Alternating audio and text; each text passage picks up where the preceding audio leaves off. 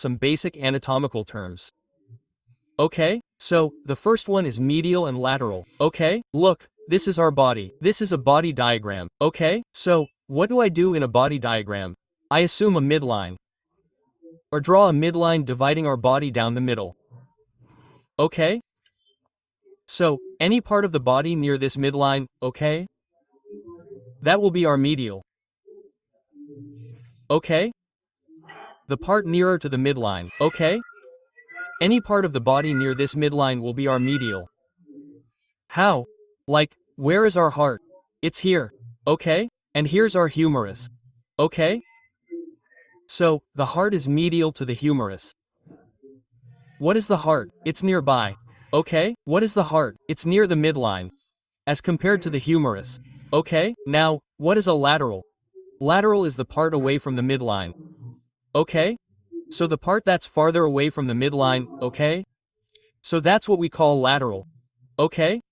Like this is our humerus. So what can we call the humerus? The humerus is lateral to the heart. Okay? It's farther from the midline. The humerus is compared to the heart. Okay? The heart is our medial. Okay? As compared to the humerus. And what is the humerus? Lateral is compared to the heart.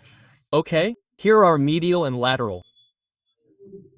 And the others are our proximal and distal. Okay? Look, proximal and distal are similar. There's just a slight difference. It means closer to the point of attachment of the limb. Okay? Look, what are our limbs? What are our limbs? Limbs are our hands. Like this is our hand, okay? And our feet, okay? Okay, now, where is the point of attachment? Where the limbs meet. Right? So, the part of the body that's closest to this attachment point is our proximal. Proximal to P means closer to P, right? And distal to D means farther away. Right? Proximal means closer, and distal means farther away. Right? So, what's the example here? Our example here is our radius. Right? So, what's the radius? It's farther away. So, what's the meaning? It's distal. The radius is to the humerus. Right? And if we talk about the proximal, which is closer, right, of the point of attachment. So, what can we say here?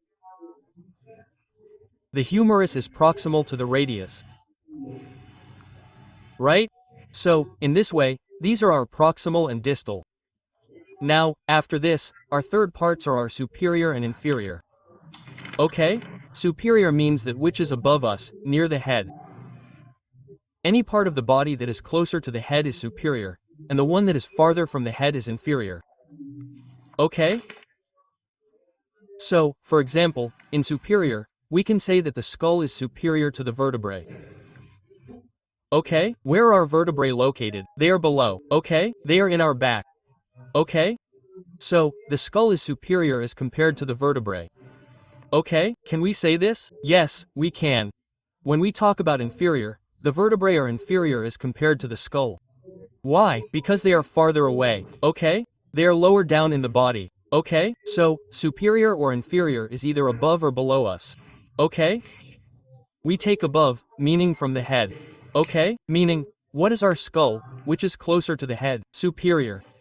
And what is our vertebrae? Inferior as compared to the skull. Okay? So after this, there is another one, that is our anterior and posterior. Okay? Now look, anterior means the part in front. Anterior from A, ahead of A, okay?